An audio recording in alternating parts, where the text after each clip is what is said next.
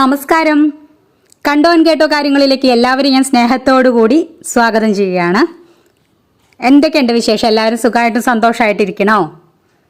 കഴിഞ്ഞ നമ്മളുടെ 2 വീഡിയോയിൽ 2 മെഡിറ്റേഷൻ്റെ മെത്തേഡുകൾ പറഞ്ഞിട്ടുണ്ടായിരുന്നു. നിങ്ങളെല്ലാവരും അത് ചെയ്തു നോക്കി എന്ന് കരുതുകയാണ്.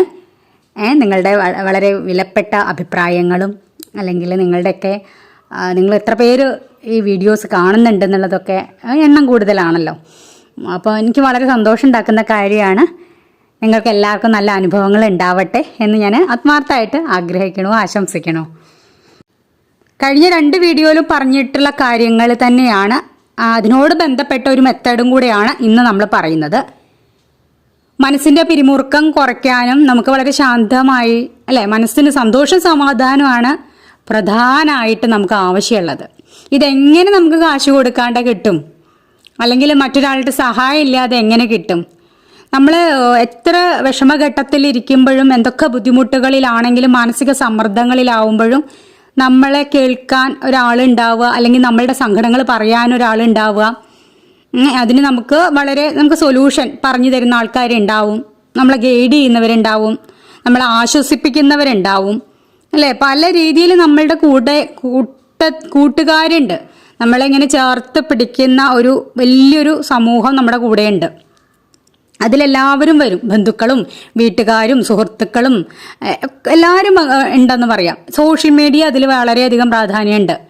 കാരണം നമ്മളിങ്ങനെ തെരഞ്ഞുകൊണ്ടിരിക്കുകയാണ് എവിടെയാണ് നമ്മൾക്കൊരു എന്താ പറയുക, കച്ചിത്തുരുമ്പ് എന്നൊക്കെ പറയില്ലേ, നമ്മളിങ്ങനെ കയറി പിടിക്കാൻ വേണ്ടി നമ്മളിങ്ങനെ സെർച്ച് ചെയ്തുകൊണ്ടേ ഇരിക്കുകയാണ്. അപ്പോൾ അതിൽ ഒരുപാട് പേർക്ക് മോട്ടിവേറ്റഡ് ആവുന്ന ഒരുപാട് വീഡിയോസ് ഉണ്ട്. അതിൽ നിന്നൊക്കെ വ്യത്യസ്തമായിട്ട് എന്തെങ്കിലും എനിക്ക് തരാൻ പറ്റുമോ എന്ന് ചോദിച്ചാൽ അതെനിക്ക് അറിയില്ല, പക്ഷെ ഞാൻ ശ്രമിക്കുന്നുണ്ട്. ഏതൊരു കലുഷിതമായിട്ടുള്ള അവസ്ഥയിലും നമുക്ക് ധ്യാനാവസ്ഥയിൽ ഇരിക്കാൻ പറ്റുക, അല്ലെങ്കിൽ ധ്യാനിക്കാൻ പറ്റുക എന്ന് പറയുന്നത് ഒട്ടും എളുപ്പമല്ല. പക്ഷേ ഒരു തവണ നമ്മൾ അതിന് ശ്രമിച്ച് നമ്മളതിൽ വിജയം കണ്ടെത്തിയാൽ പിന്നീട് നമുക്ക് എന്തൊക്കെ തന്നെയാണെങ്കിലും നമുക്ക് നേടിയെടുക്കാനും പറ്റും. വിഷമങ്ങളോ പ്രശ്നങ്ങളോ എന്നുള്ളതല്ല, നമ്മൾ എന്തെല്ലാം ആഗ്രഹിക്കുന്നുണ്ടോ, നമുക്ക് സാധിക്കാത്തതായിട്ട് ഒന്നുമില്ല എന്നുള്ളത് നമുക്ക് വളരെ വ്യക്തമായിട്ട് നമ്മളുടെ അനുഭവത്തിൽ വരും. അതുകൊണ്ടാണ് നിങ്ങളുടെ എല്ലാവരുടെ അടുത്തും നിങ്ങൾ ഈ പറയുന്ന മെത്തേഡുകൾ സ്വീകരിക്കുമ്പോൾ 100% ആത്മാർത്ഥമായിട്ട് ചെയ്യണം എന്ന് പറയണത് കേട്ടോ. ഇപ്പം പറയുന്ന മെത്തേഡ് പഴയ പോലെ തന്നെ നമ്മൾ ഇരുന്ന കണ്ണുകൾ അടച്ച് വളരെ ശാന്തമായിട്ടിരിക്കുക. ശ്വാസം വളരെ പതുക്കെ ശ്വാസം എടുത്ത് വിട്ടുകൊണ്ടിരിക്കുക. ചുറ്റുപാടുകളെ ശ്രദ്ധിക്കുക. ശരീരത്തിനെയും മനസ്സിനെയും ചിന്തകളെയും ശ്രദ്ധിക്കുക. കണ്ണുകൾ അടഞ്ഞു തന്നെ ഇരിക്കട്ടെ. നിങ്ങൾക്ക് ചുറ്റും ഒരു ഇളം ചുവപ്പ് വലയം സൃഷ്ടിക്കപ്പെട്ടിരിക്കുന്നതായി സങ്കല്പിക്കുക. ഇത് 1 മിനിറ്റ് നേരത്തേക്ക് ചെയ്ത ശേഷം പൂർണ്ണമായിട്ടും ഈ ചിന്തയിൽ നിന്ന് മാറി വരിക.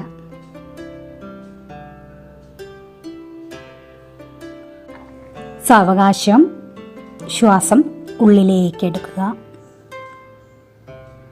പതുക്കെ പുറത്തേക്ക് വിടുക.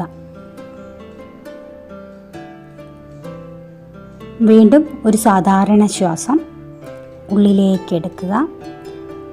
സാവകാശം പുറത്തേക്ക് വിടുക. ചുറ്റുപാടുകളെക്കുറിച്ചും സ്വന്തം ശരീരത്തെക്കുറിച്ചും ബോധമുള്ളവരായിക്കൊണ്ട് കണ്ണുകൾ പതുക്കെ പതുക്കെ തുറക്കുക. ഇത്രയേ ഉള്ളൂ കേട്ടോ.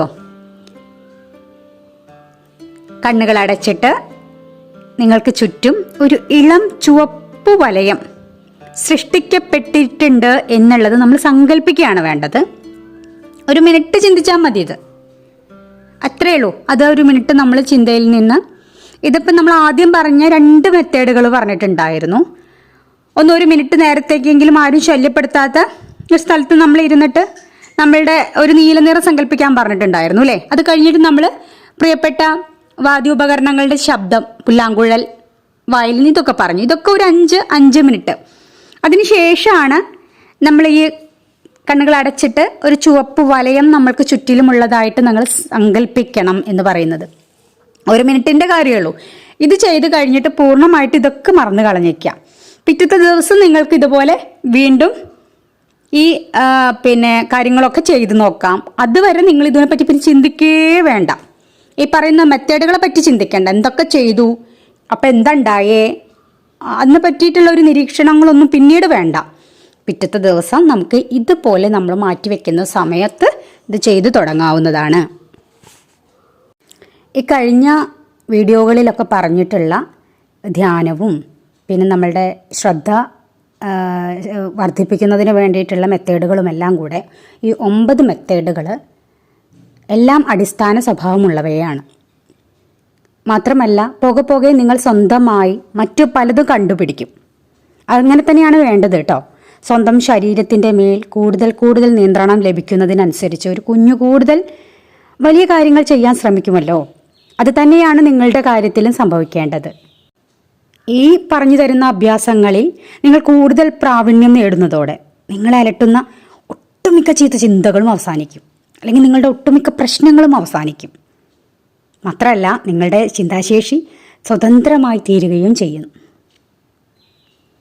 അപ്പോൾ ഇത്തരത്തിലുള്ള അനുഭവങ്ങളൊക്കെ നിങ്ങളിലേക്ക് എത്രയും പെട്ടെന്ന് എത്താൻ വേണ്ടി നിങ്ങൾ പൂർണ്ണ മനസ്സോട് കൂടിയിട്ട് ആത്മാർത്ഥമായിട്ട് ഈ പറയുന്ന ഓരോ മെത്തേഡും സ്വീകരിക്കുക.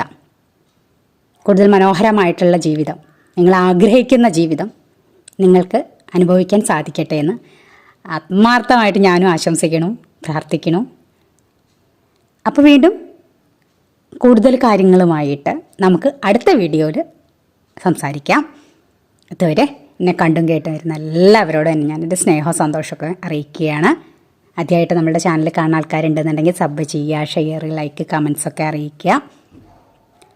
അപ്പോൾ നമുക്ക് വീണ്ടും കാണാം. ഇതുവരെ കണ്ടും കേട്ടിരുന്ന എല്ലാവർക്കും താങ്ക് യു.